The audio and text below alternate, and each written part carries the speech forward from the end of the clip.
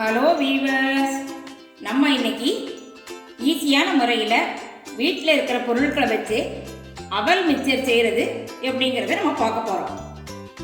நான் இதுக்கு 100 கிராம் அவல் எடுத்துருக்கிறேன். ஃபஸ்ட்டு நான் இதுக்கு ஒரு பேனை ஹீட் பண்ணியிருக்கேன். அதில் 1 டேபிள் ஸ்பூன் அளவுக்கு ஆயில் சேர்த்துருக்கிறேன். நான் 25 கிராம் வேர்க்கடலை எடுத்திருக்கேன். அதை இதில் நம்ம வறுத்து எடுக்க போகிறோம்.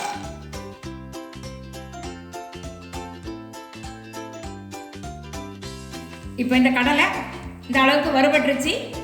நம்ம இதை ஒரு பிளேட்டில் எடுத்துடலாம்.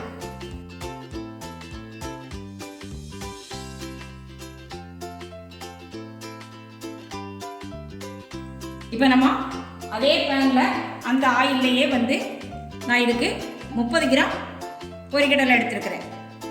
ரோஸ்டட் கிராம் எடுத்துருக்கிறேன். இதை இதில் ஆட் பண்ணுறேன்.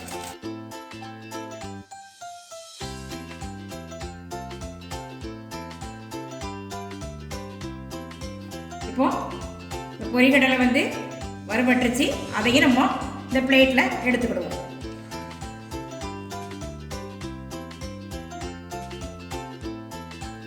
இப்போ அதே பேன்லேயே நான் 2 பல் பூண்டு தட்டி வச்சிருக்கிறேன். அதை இதில் ஆட் பண்ணுறேன். கொஞ்சமாக கறி லீஃப், அதையும் நம்ம ஃப்ரை பண்ணி எடுக்க போகிறோம்.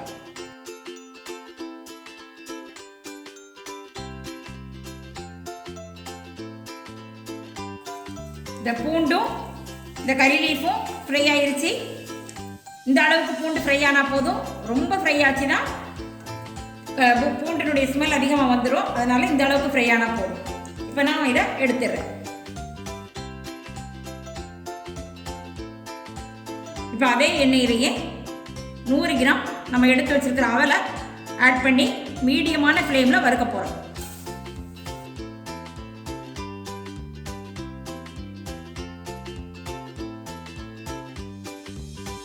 இந்த அவல் வறுபட்டு இந்த மாதிரி கலர் சேஞ்ச் ஆயிடுச்சு.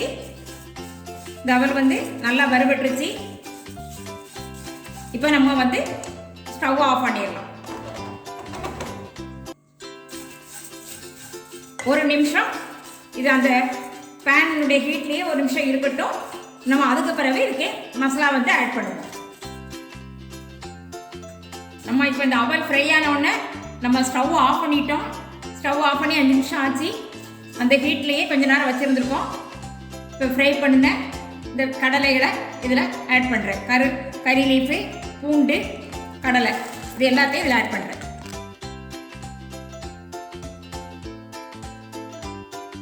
நான் இதுக்கு 1/2 teaspoon Kashmiri red chilli add பண்ணுறேன். நீங்கள் உங்கள் காரத்துக்கு தகுந்தாக்கில் அதை ஆட் பண்ணிக்கோங்க. 1/2 டீஸ்பூன் உப்பு, கொஞ்சமாக காயத்தூள். இப்போ நம்ம இது எல்லாத்தையும் நல்லா மிக்ஸ் பண்ணிக்கணும்.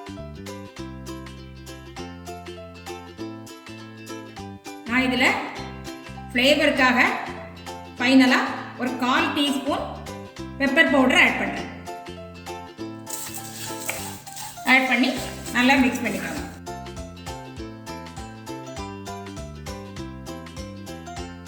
நம்ம இன்னைக்கு ஈஸியான முறையில் வீட்டில் இருக்கக்கூடிய பொருட்களை வச்சு 10 நிமிஷத்தில் நம்ம அவல் மிக்சர் ரெடி பண்ணியாச்சு.